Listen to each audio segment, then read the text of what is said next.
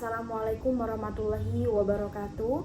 Kepada yang terhormat Bapak Profesor Haji Muhammad Mujab MA, kami mengucapkan banyak terima kasih kepada beliau karena beliau telah berjasa dalam penyelesaian tugas makalah kami yang telah membimbing kami sehingga kami dapat mengerjakan dan menyelesaikan makalah kami dengan tepat waktu.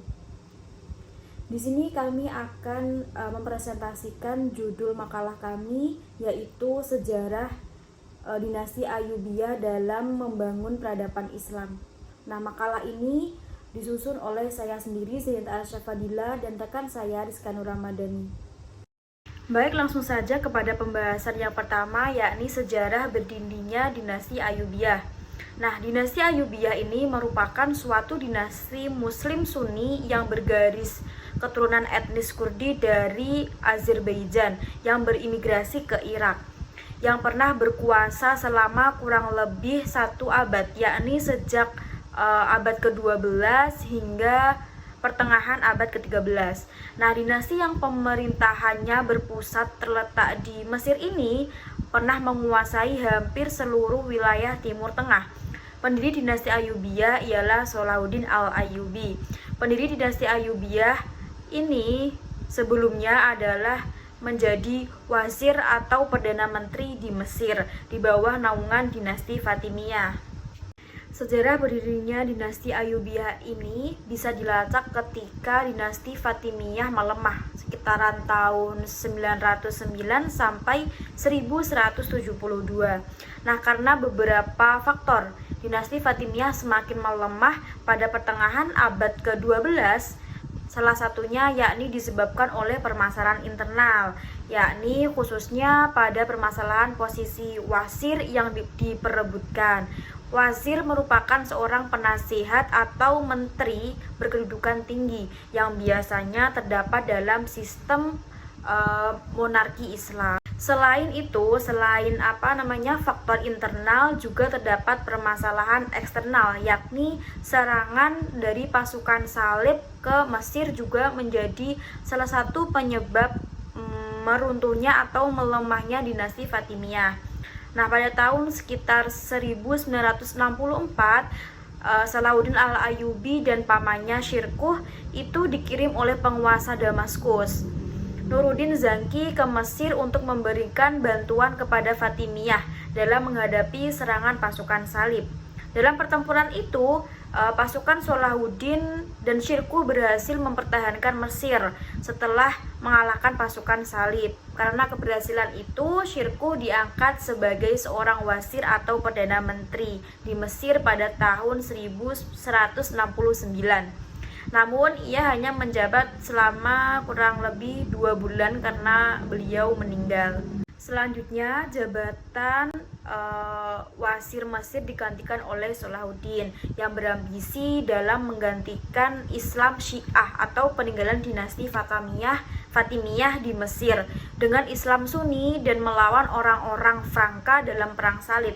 Karena posisi dinasti Fatimiyah yang semakin melemah, pada akhirnya Salahuddin al-Ayyubi ini pun mampu menggantikannya dan dapat melengsarkan dinasti Fatimiyah dengan dinasti Ayyubiyah yang didirikannya pada tahun 1171 yang berpusat dan yang pusat pemerintahannya itu berada di Kairo.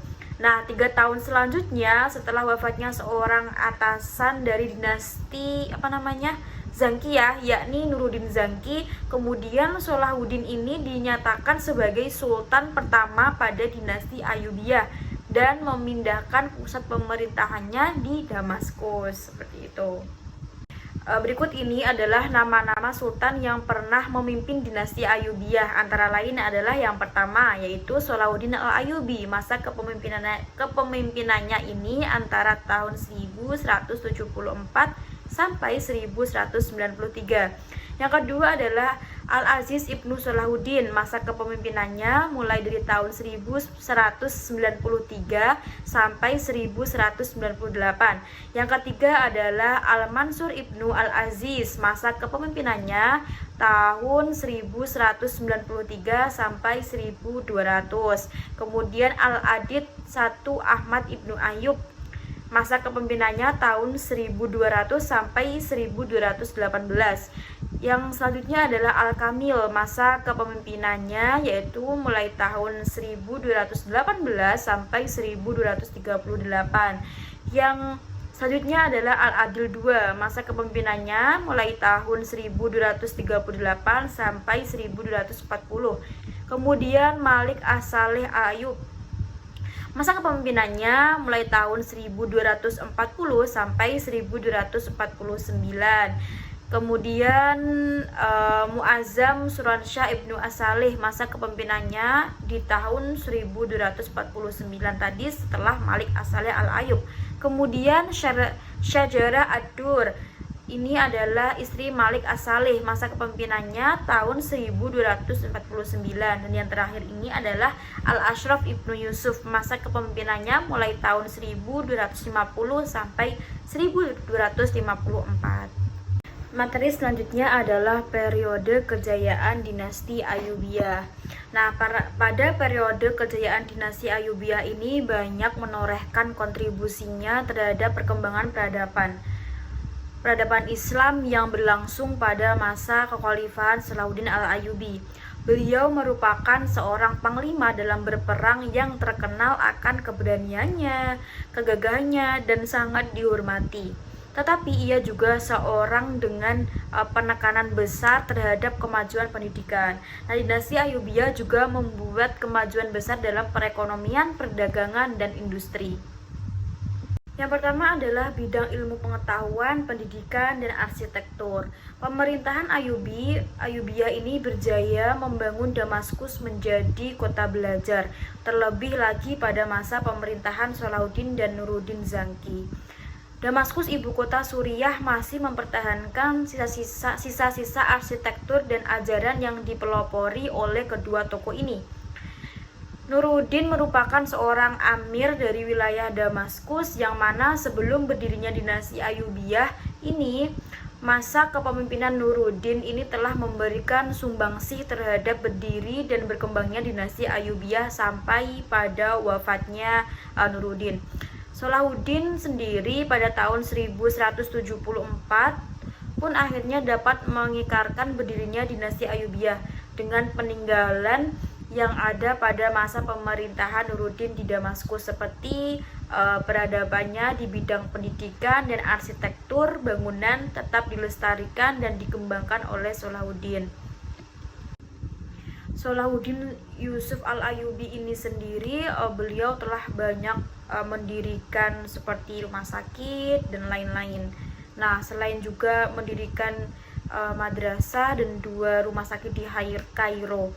Nah, desain gedungnya pun menyerupai desain rumah sakit Nuriyah di Damaskus. Tanda khasnya yakni tempat pengobatan yang juga digunakan sebagai sekolah kedokteran. Seorang dokter yang populer yang menjadi dokter Salahuddin sendiri bernama Ibnu Maimun.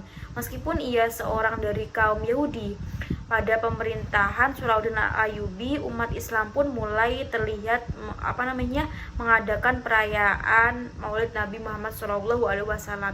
Di Indonesia, festival ini disebut dengan Maulid Nabi. Selanjutnya adalah di bidang perekonomian, perdagangan, dan industri. Di bidang ekonomi, dinasti Ayyubiyah menjalin hubungan kerjasama dengan pemimpin muslim dari tempat lain, menjalin perniagaan dengan kota-kota di Laut Mediterania dan Hindia, dan memperbaiki sistem perpajakan. Nah, pada masa itu jalur perniagaan umat Islam dengan dunia menjadi ramai, baik melalui jalur darat maupun laut semakin meningkat. Ini akan memberikan pengaruh bagi negara Eropa dan negara-negara di bawah kendali mereka. Selain itu, dunia perniagaan atau perdagangan juga telah memakai mata uang dinar dan dirham yang terbuat dari emas dan perak, serta diperkenalkannya mata uang yang disebut fulus yang terbuat dari tembaga. Kemudian dalam hal perindustrian, masa dinasti Ayyubiyah pun sudah bisa menciptakan kincir penemuan dari orang Suriah. Kincir itu jauh lebih modern daripada buatan orang barat pada waktu itu. Pada masa Ayyubiyah ini, pabrik gelas, pabrik karpet, dan pabrik kain juga telah dibangun. Kemudian yang terakhir adalah bidang kemiliteran dan sistem pertahanan. Pada periode kepemimpinan Salahuddin dari segi kekuatan militernya sangatlah kuat. Tentaranya terdiri dari pasukan barbar Turki dan Afrika. Mereka juga secara mandiri membuat senjata perang, pasukan berkuda, pedang, dan panah. Dinasti ini pun mempunyai elang sebagai pengintai pada pertempuran.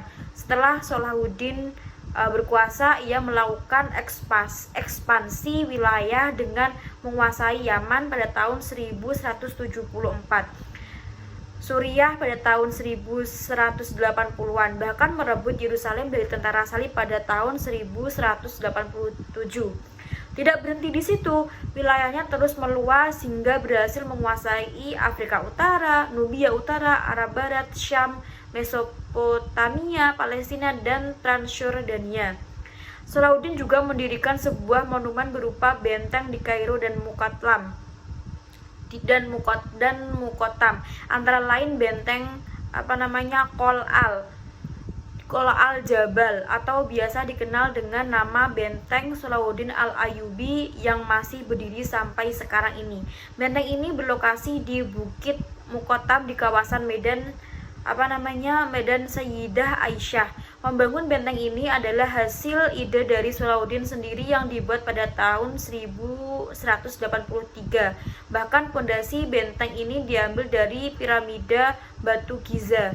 Benteng ini juga dikelilingi oleh tembok yang sangat kokoh dan tinggi. Benteng Qol al-Jabal mempunyai beberapa gerbang utama, termasuk gerbang Fat, gerbang Nasr, gerbang Khalq, dan gerbang Luk. Pada benteng ini ada parit untuk mengalirkan air dari Sungai Nil.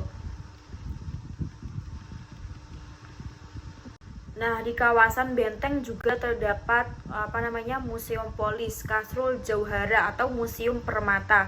Adalah tempat penyimpanan perhiasan penguasa-penguasa Mesir. Sementara itu, Motaf Al-Fan Al-Islami atau Museum Kesenian Islam yang berlokasi di Gerbang Khalq menampung ribuan benda yang berlambangkan kesenian Islam dari masa Nabi Muhammad SAW, termasuk surat dari Rasulullah SAW ke pemimpin Mesir bernama Makaukis agar ia menjadi seorang muslim. Seperti itu. Selanjutnya di sini saya akan menyampaikan materi mengenai periode keruntuhan dinasti Ayyubiyah. Tantangan yang dihadapi dinasti Ayyubiyah ini secara keseluruhan terjadi karena adanya dua faktor, yakni dari faktor eksternal dan juga dari faktor internal. Yang mana permasalahan dari faktor eksternal ini berasal dari kebangkitan kaum Mamluk itu sendiri, yang notabene merupakan tentara dari dinasti Ayyubiyah ini. Dan faktor eksternal selanjutnya yakni diakibatkan oleh adanya perang salib antara kaum muslim dengan kaum Kristen, yang mana perang ini juga dihadapi oleh dinasti Fatimiyah hingga runtuhnya dinasti, dan pada akhirnya menjadi cikal bakal berdirinya dinasti Ayyubiyah ini. Hingga berkembangnya dinasti Ayyubiyah ini pun, perang ini masih sering terjadi secara berkelanjutan dan berjilid-jilid. Lalu untuk permasalahan dari faktor internal, yakni permasalahan dari adanya perebutan kekuasaan yang terjadi di antara keluarga kerajaan. Selama berkuasa, dinasti Ayyubiyah ini sangatlah bergantung pada Mamluk atau tentara Buddha ini untuk menangani urusan militernya. Al-Malik As-Salih, yakni Sultan ke-7 dinasti Ayyubiyah, membawa banyak budak yang berasal dari Turki dan belajar tentang militer yang berada di Sungai Nil atau Laut Al-Bahar, sehingga mereka dijuluki sebagai Mamluk Al-Bahar. Hal tersebut bertujuan agar dapat mempertahankan kekuasaannya. Sayangnya, runtuhnya dinasti ini sebagian besar disebabkan oleh para Mamluk itu sendiri. Runtuhnya dinasti Ayyubiyah ini dimulai pada masa pemerintahan Sultan As-Salih ini, yakni berkuasa pada tahun 1240 sampai dengan 1249 Masehi. Untuk materi selanjutnya, di sini saya akan membahas mengenai tokoh-tokoh ilmuwan muslim pada masa dinasti Ayyubiyah. Tokoh yang pertama yakni As-Surawardi Al-Maktul, yakni seorang ahli filsafat dan tasawuf. Syihab ad-Din Yahya ibnu Habasyi ibnu Amira Surawardi Al-Maktul merupakan nama lengkap dari Surawardi. Al-Maktul sendiri merupakan nama yang dipakai sebagai pembeda antara dua tokoh. Surawardi lahir di kampung Surawat, sebuah kampung kecil di dekat Zinjan di timur laut Iran pada tahun 545 Hijriah atau 1153 Masehi. Surawardi menciptakan beberapa karya tulis mengenai filsafat dan tasawuf. Menurut Husain Nasr, Surawardi menciptakan sekitar 50 judul buku yang narasinya menggunakan bahasa Arab dan juga bahasa Persia dengan topik yang berbeda dan ditulis dengan cara yang unik dari yang lainnya. Kemudian tokoh yang kedua yakni Imam Al-Bushiri, yakni seorang ulama yang mengarang syair burda. Imam Al-Bushiri merupakan seorang ulama yang mengarang syair burda. Beliau memiliki nama panjang Abu Abdillah Syaraf ad-Din Muhammad bin Sa'id ibnu Hamad ibnu Muhsin ibnu Abdillah ibnu Sanhaj ibnu Malal Al-Bushir. Imam Al-Bushiri ini mempunyai banyak panggilan untuk namanya, yakni Al-Bushiri dan Al-Busyairi. Di masa tuanya, Al-Bushiri mengalami sakit buta, lumpuh, dan panas di bagian dada untuk masa yang cukup lama hingga pernah divonis telah wafat. Kondisi seperti ini membuat dirinya senantiasa berdoa kepada Allah Subhanahu wa taala dengan tujuan disembuhkan dari semua ujian dengan jalan bersolawat kepada Nabi yang diciptakannya dalam bait-bait syair burda. Kemudian untuk tokoh yang ketiga yakni Ibnu Al-Azim. Lahir di Aleppo pada tahun 1219 Masehi, Ibnu Al-Azim menuntut ilmu hingga ke Baitul Maqdis, Damaskus, Hijaz, dan juga Irak. Ia pernah bekerja di istana dinasti Ayyubiyah pada masa Amir Al-Aziz dan An-Najir di Aleppo. Ibnu Al-Azim ini pula dikenal sebagai ilmuwan muslim dinasti Ayyubiyah yang pernah menjadi duta besar di Baghdad dan di Kairo pada masa Amir Al-Aziz dan An-Najir. Al-Azim diketahui menerbitkan beberapa karya fenomenal. Dua diantaranya adalah Zubda Al-Halab min Tariq Halabah dan Bughya At-Talib fi Tariq Halabah. Untuk tokoh yang keempat yakni terdapat Ibnu An-Nafis. Ibnu An-Nafis merupakan seorang cendekia yang mendeskripsikan secara detail terkait peredaran darah manusia. Selain itu, tokoh yang lahir di Damaskus pada tahun 1210 Masehi ini juga menjadi orang yang mengemukakan teori pembuluh darah kapiler. Kemudian untuk tokoh yang kelima yakni terdapat Ibnu Al-Qifti. Ibnu Al-Qifti merupakan ilmuwan muslim dalam bidang sejarah pada masa dinasti Ayyubiyah yang juga menjabat di pemerintahan. Setelah meninggalnya Salahuddin Al-Ayyubi, ia pergi ke Aleppo dan diangkat menjadi pejabat keuangan oleh Al-Malik Az-Zahir. Selama menjadi pejabat di Aleppo, Ibnu Al-Qifti mulai mencurahkan perhatiannya pada dunia kepenulisan. Ia telah melahirkan sebanyak 26 judul karya tulis. Beberapa di antaranya adalah Inabah Arwat, Ala Anba Al-Nuhat, Tarik Al-Yaman, dan Al-Qalam Ala Al-Muwatta. Kemudian tokoh yang keenam yakni Syam ad-Din ibnu Khalikan. Syam ad-Din ibnu Khalikan merupakan seorang ilmuwan muslim Kurdi abad ke-13 yang masyhur dengan karya ensiklopedia biografi yang berjudul Wafayat Al-Ayan. Ibnu Khalikan mulai mengerjakan karyanya tersebut pada tahun 1256 Masehi dan baru selesai pada tahun 1274 Masehi. Tokoh yang ketujuh yakni Muhammad Al-Idrisi Abu Abdullah, yakni seorang ilmuwan ahli geografi. Muhammad Al-Idrisi Al-Qurtubi Al-Hasani Al-Sabati atau lebih dikenal dengan nama Al-Idrisi, yakni dikenal sebagai ahli geografi dari dinasti Ayyubiyah. Ia merupakan keturunan dari pemimpin Idrisiyah di Maroko, yang juga saudara Hasan bin Ali. Al-Idrisi memiliki karya di bidang geografi yang sangat fenomenal berjudul Nuzhatul Mustaq, yang menjadi rujukan bagi ilmuwan dan sarjana di dunia. Kemudian tokoh yang ke-8 yakni Rashidun Asyuri, yakni seorang dokter dan ahli botani. Rashidun Asyuri adalah seorang dokter di sebuah rumah sakit dinasti Ayyubiyah yang juga menjadi dokter pribadi Khalifah Al-Adil di Kairo. Ia juga dikenal sebagai ilmuwan muslim dinasti Ayyubiyah dan ahli botani yang berkelana untuk mempelajari tumbuhan-tumbuhan untuk pengobatan. Sebagai seorang dokter dan ahli botani, Rashidun Asyuri memiliki karya terkenal berjudul Al-Adwiyat Al-Mufradah. Kemudian tokoh yang ke-9 yakni Ibnu Al-Baitar. Ibnu Al-Baitar adalah ilmuwan yang lahir di Malaga, Spanyol, yang memiliki minat pada tumbuh-tumbuhan. Ia pernah menjadi kepala herbalis masa pemerintahan dinasti Ayyubiyah di Kairo. Ibnu Al-Baitar menghasilkan beberapa kitab terkenal yang berisi tentang obat-obatan dan makanan bergizi. Berikut ini merupakan contoh karyanya, yakni Al-Jami' Al-Mufradah Al-Adwiyah wa Al-Aghziyah Al-Mughni fi Al-Adwiyah Al-Mufradah, tafsir kitab Dioscorides. Cukup sekian presentasi dan penjelasan dari kami. Apabila ada kekurangannya atau salah kata ataupun kurangnya pengetahuan kami mengucapkan mohon maaf sebesar-besarnya. Assalamualaikum warahmatullahi wabarakatuh.